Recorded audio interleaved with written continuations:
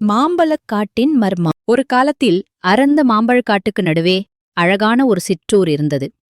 அந்த ஊர் மக்கள் நேர்மையாகவும் ஆசைப்படாமலும் வாழ்ந்து வந்தார்கள்.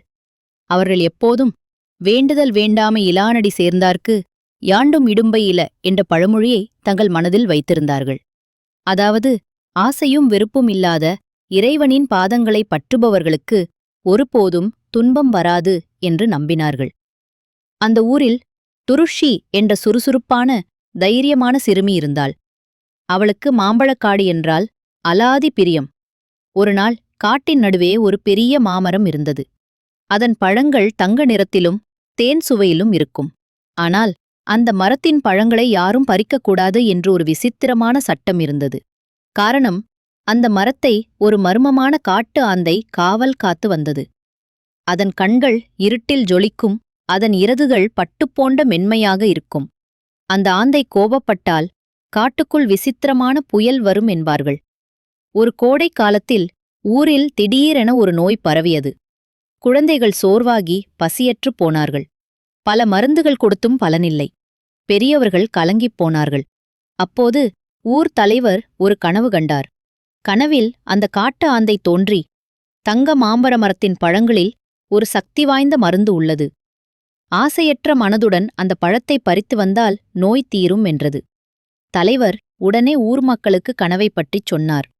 ஆனால் யார் அந்த தங்க மாம்பழத்தை பறிப்பது? காட்டு ஆந்தையிடம் கோபம் வராமல் எப்படி பறிப்பது? அனைவரும் பயந்தார்கள். துருஷி முன்வந்தாள்.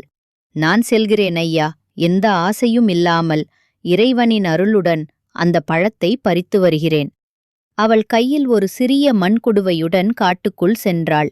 வழியில் அவளுக்கு பிடித்தமான வனப்பூக்களை கண்டாள். ஆனால் அவற்றை பறிக்கும் ஆசை இல்லாமல் முன்னேறிச் சென்றாள். இனிப்புப் பழங்கள் நிறைந்த செடிகளை கண்டாள். ஆனால் அவற்றையும் உண்ணும் ஆசையில்லாமல் நடந்தாள். அவளின் ஒரே நோக்கம் ஊர் மக்களை காப்பாற்றுவதுதான். துருஷி தங்க மாம்பழ மரத்தை அடைந்தாள். அங்கே மரத்தின் கிளையில் கம்பீரமாக அமர்ந்திருந்தது காட்டு ஆந்தை. அதன் கண்கள் பிரகாசமாக மின்னின. துருஷி பயப்படாமல் ஆந்தையை பார்த்தாள். அவளது முகத்தில் எந்த பயமோ ஆசையோ இல்லை.